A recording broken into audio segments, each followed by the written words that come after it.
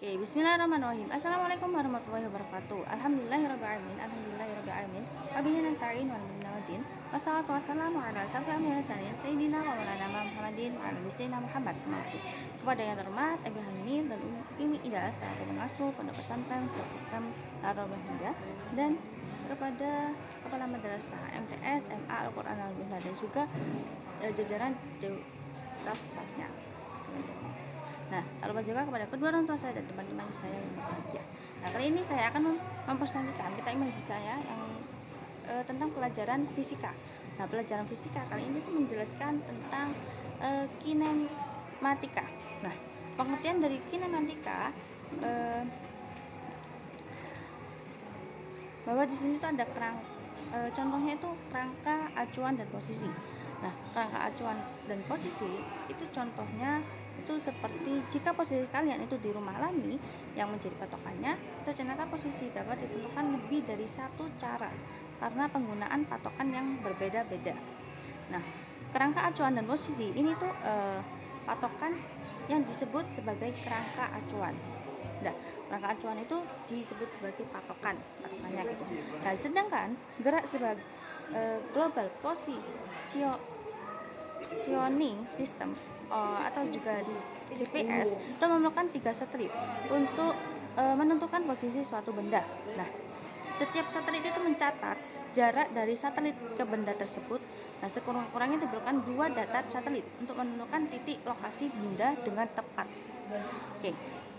Yang kedua tadi itu gerak sebagai perubahan posisi, yaitu gerak sebagai perubahan posisi benda bergerak itu jika posisi awal berbeda dengan posisi akhirnya.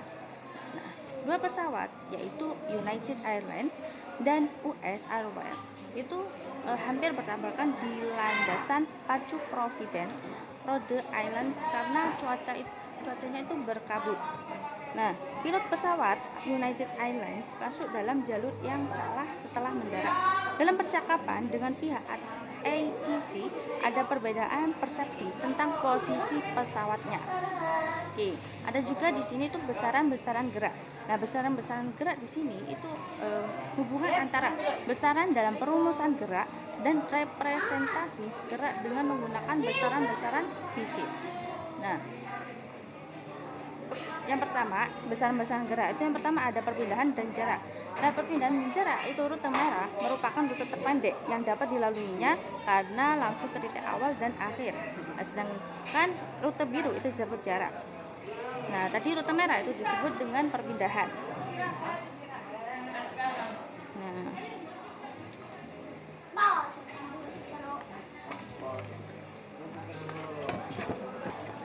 Nah, perpindahan itu adalah perubahan posisi awal dan akhir, sedangkan jarak itu adalah panjang lintasan yang ditempuh.